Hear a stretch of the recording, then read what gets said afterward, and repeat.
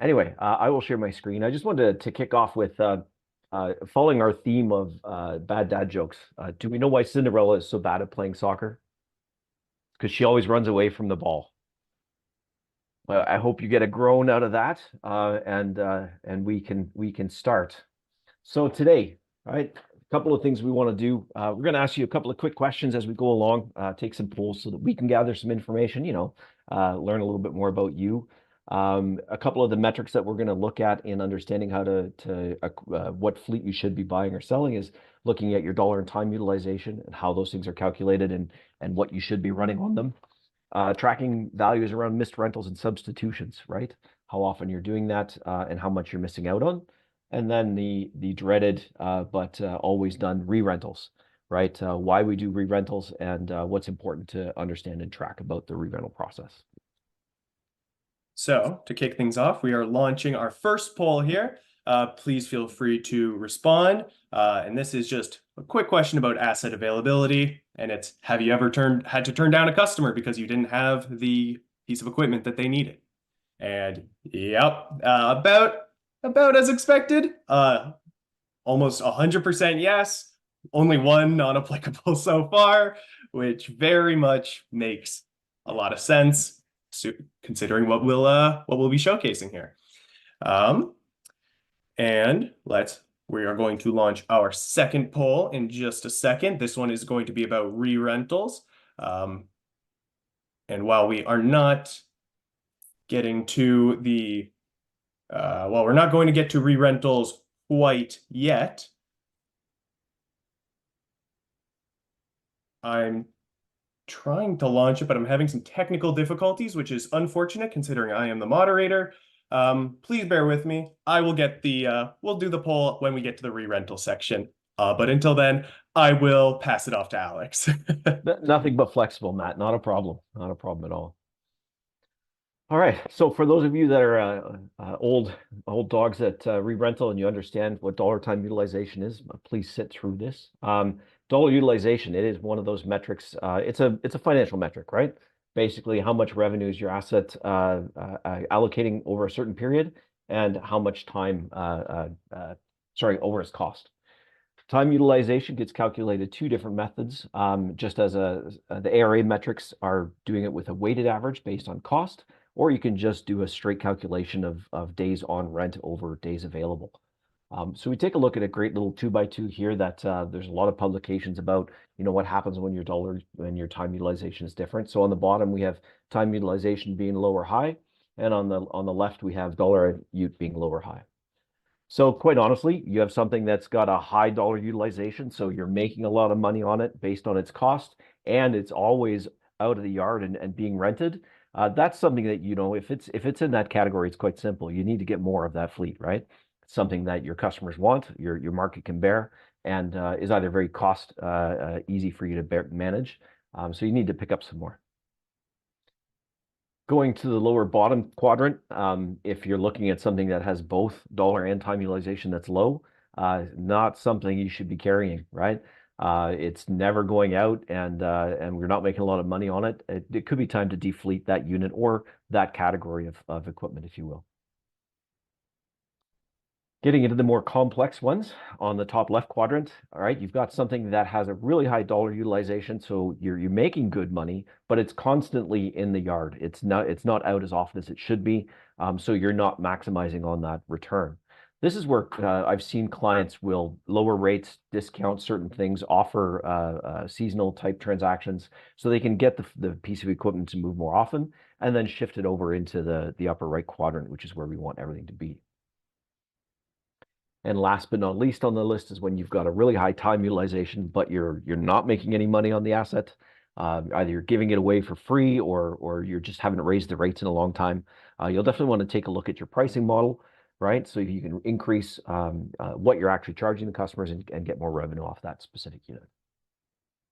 We'll say when you're looking at both dollar and time utilization, you generally factor it over a 12-month period. You want to be able to negate seasonality, right? You don't want to be looking at your time utilization on heaters in the middle of summer, right? They don't move very quickly. So you do open it up into a rolling period to be able to do that that calculation. Just as some samples of dollar utilization calcs, right? You have an asset that's worth 85K. You've earned 35,000 on it. It's a straight 35 over 85, giving you about a 43%, right? And you really want your dollar utilization to be in the 60 to 70 range. On a time utilization methodology, we've got 1,000 assets in our fleet, and this is just a straight days rent over days available, right? We have 1,000 units in the fleet. That's 250,000 days on rent when they've been out, approximately 250 days each, and it's just a straight 250 over 365, giving us about a 68.5%. This is great if you're just looking at, hey, as a fleet overall, and you're not factoring in any costing or value of the asset. When we look at what the ARA has published, which if you're an ARA member, you can get your hands on it. It's a great document. It's very long and complex, has a lot of calculations in it. They're building out a tool, or they've asked to build out a tool where they factor in the value of the equipment, the OEC, the original equipment cost.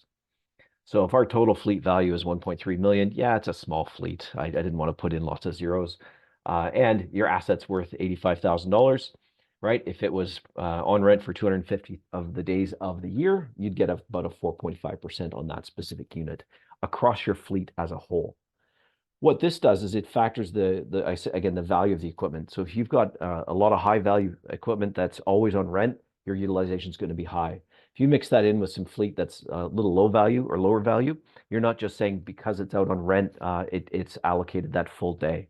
Right, so it's really going to provide a better insight into time ute across the board. I will say this, a continuation on time and dollar utilization. There are tools within your rental management system that can help capture that information and provide the reporting to you on a regular basis, so you don't have to go running around chasing that information down. Great things to consider when you're looking at what fleet to buy or what fleet to get rid of, right? Factoring in repairs and costs as well. We can talk about that. Missed rentals versus substitutions. Substitutions and exchanges, I'll use those two in a very similar fashion. It just depends on the timing of when they're executed.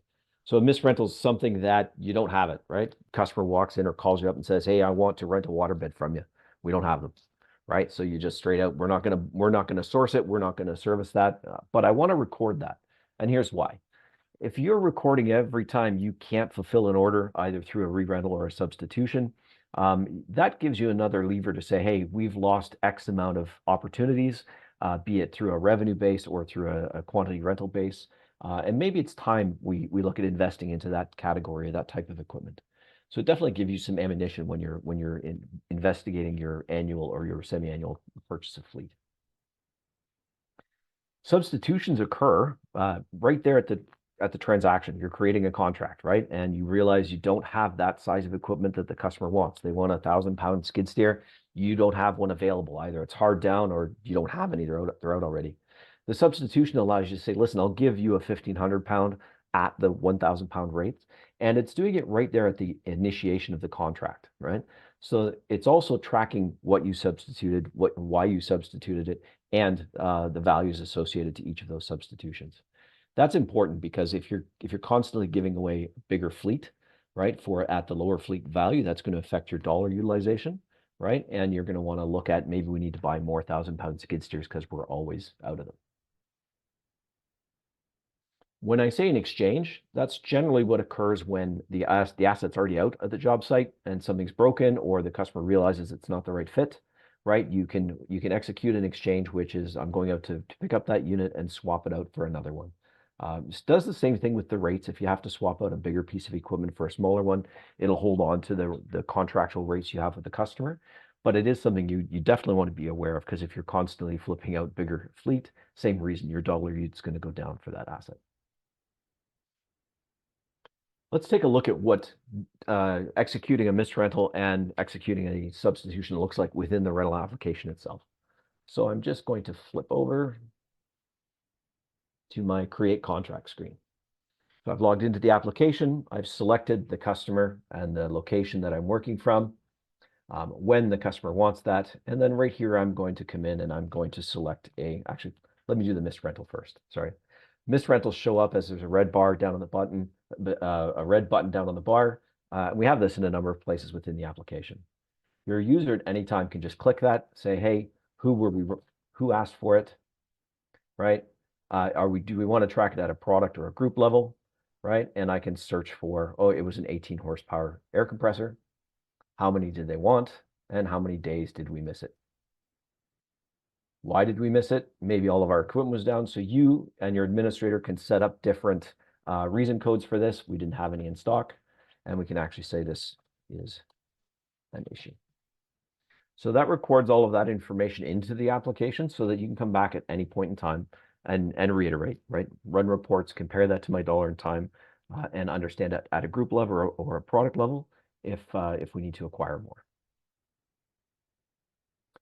The substitution process, like I mentioned before, happens when you look for a piece of equipment to rent to the customer and you don't have any available. So you select one here and the information is going to pop up and say, hey, you need to substitute this. The user can go through a quick little, what am I going to switch it for? And I can grab another Cat Mini or another unit, either bigger or smaller, and it will allow me to validate that the rates and the prices are different and why we're doing the substitution. Again, this is important so that you understand how often you're actually doing this transaction, and you can report on that information later on. This is the kit that pops up with the mini excavator that I selected. That's real simple. The user can then just continue on and create the contract.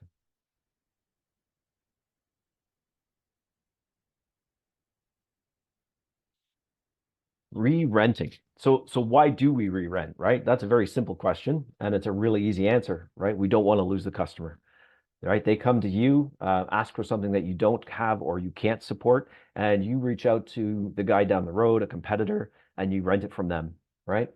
So what is it you want to understand? What is it we're re-renting and why? How much is it going to cost me? And how much am I making on this re-rental? Right? So typically re-rentals have a much lower margin, right? You don't want to do them very often. And you also want to understand that if you can fulfill that order with your own fleet in the future, when do you make that exchange, right? When can I exchange out the re-rental asset, send it back to my customer, my vendor, and continue to use my piece of equipment, right? So linking your re-rental product numbers to the fleet groups that you have today is important. That makes an understanding of hey, I've got one back and I can switch it out. And then again, tracking that cost from the re-rent into that specific unit. So here's a great little graphic. I apologize. It's funny. I drafted it up. You can make fun of me later on. So everything starts with the contract, right? That person is creating that transaction. You can't fulfill the order. They select a SKU or a product number that you've decided is a re-rental unit, right? This then prompts the user for, hey, we need to create a PO and which vendor are we getting it from? So you're tying that purchase and cost information to the contract specifically. And then every time you build that contract through cycle billing or at rental return, you're gaining the revenue piece as well, right? So the system is then lining up all of those costs and all of those revenues against that re-rental SKU number. And you can make a call as to whether re-renting this type of unit makes sense and how often we've been doing it. The best part is it's in the whole process of what your team is doing on a regular basis.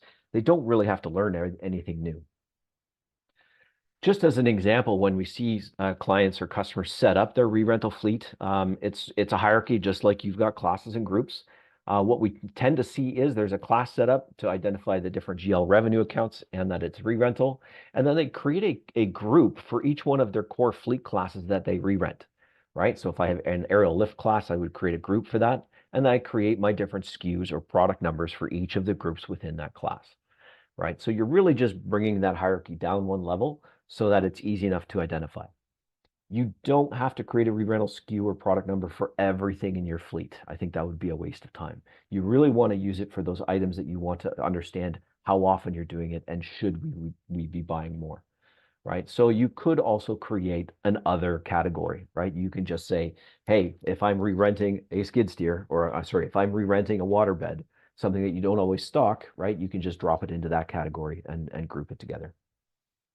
We do want to make sure that you do separate, though. I have seen clients that have one re-rental product number, and it's really hard to understand what that re-rental was if you're just bundling everything into one miscellaneous bucket.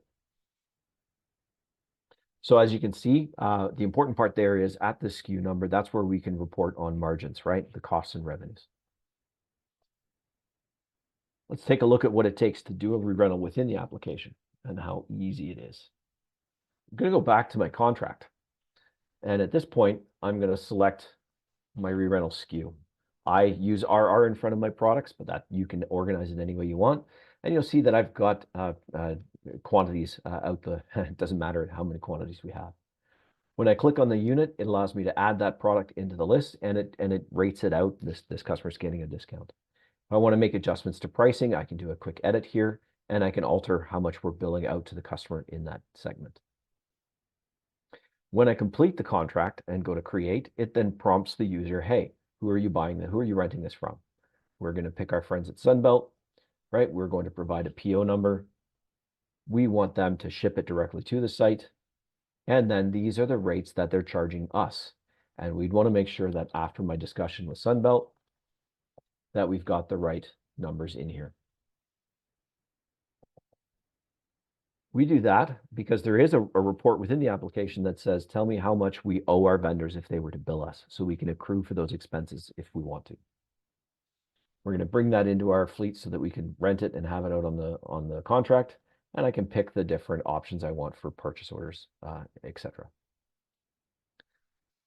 My damage waiver is required. Just a little stop there, and allowing me to charge damage waiver to this account.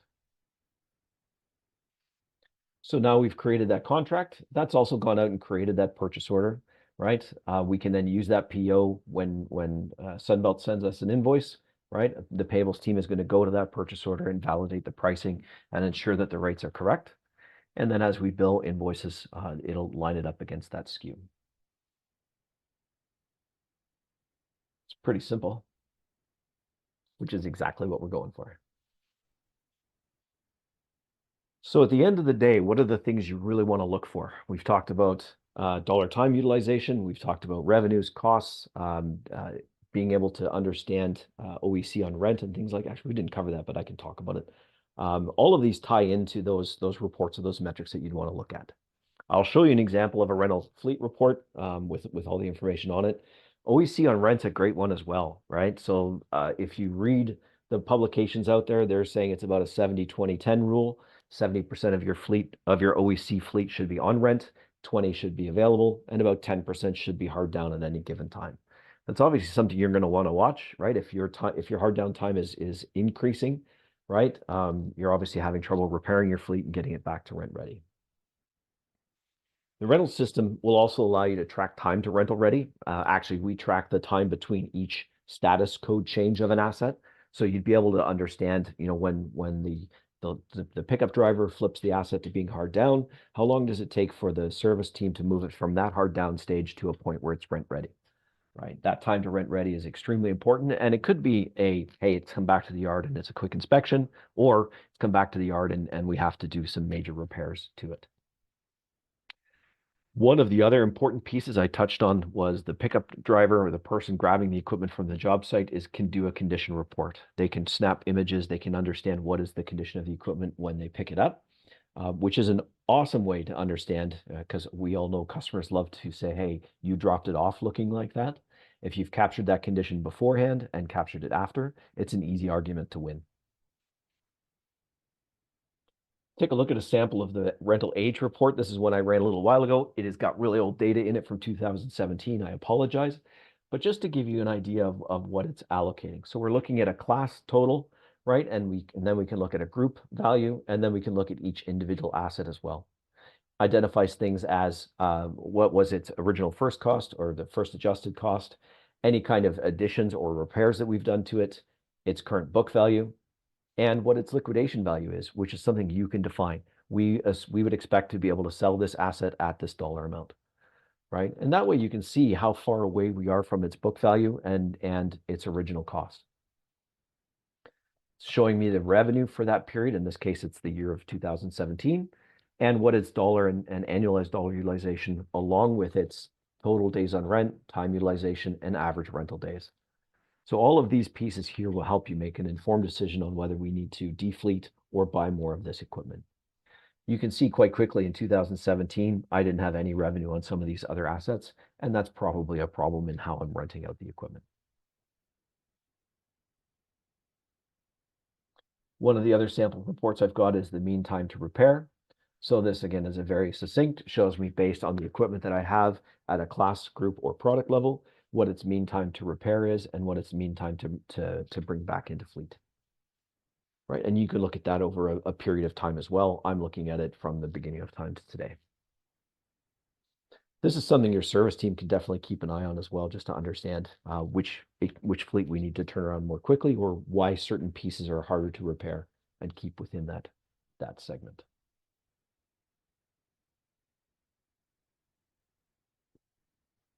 How am I doing for time? I am at almost at the half hour. I think I'm doing okay.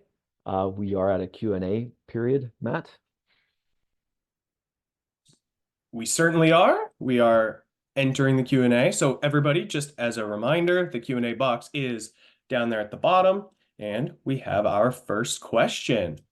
All right, Alex, do you have any examples of decisions you've seen customers make thanks to the data and reports you've shown today? Definitely. There was a small client, well, they weren't small a while ago. They were strictly into aerial lift.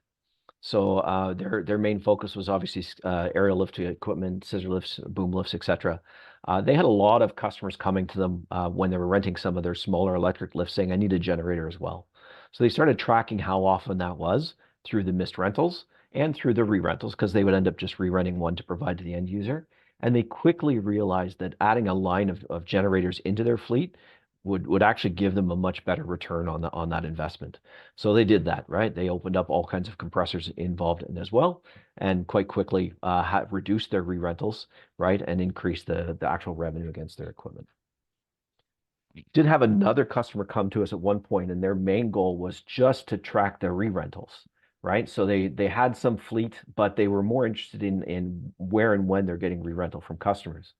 We actually talked them into or convinced them to manage their entire fleet with the application, and they were actually reduced their re-rental costs by about 40%, right? They were reutilizing their fleet. It wasn't sitting on jobs doing nothing. It would come back into the yard and get reallocated correctly, and they actually earn more money and reduce costs drastically by reducing re-rent.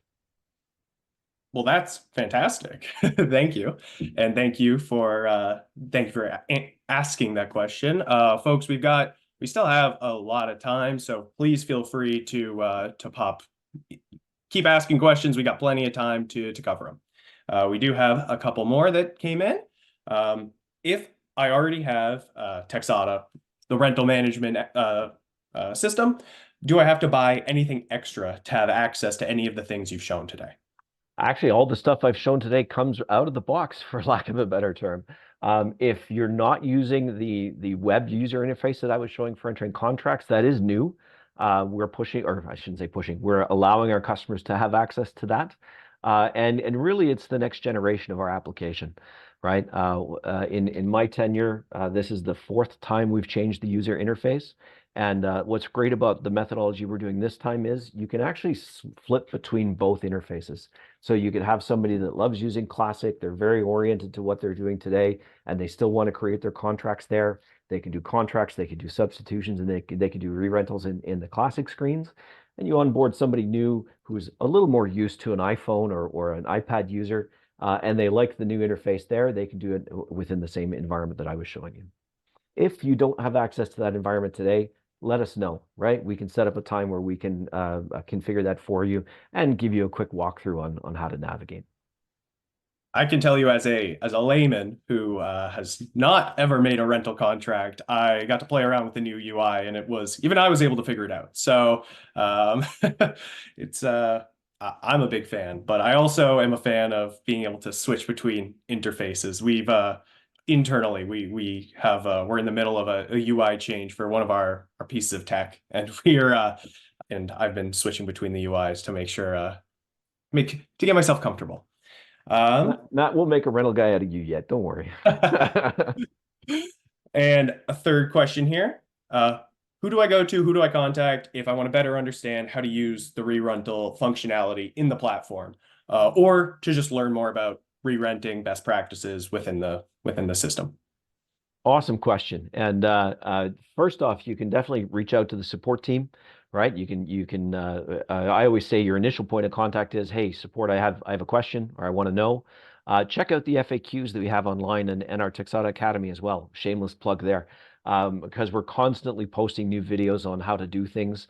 And if you're not getting that information, then somebody in support can definitely direct you to one of the subject matter experts where we can spend half an hour walking through it with you on a video or on a video call.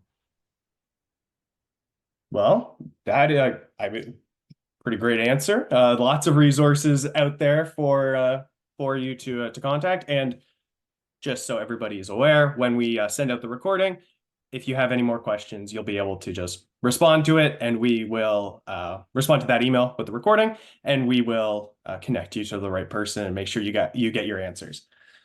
Oh, another question. Can you track how long equipment stays on a pickup ticket for? Definitely, yeah.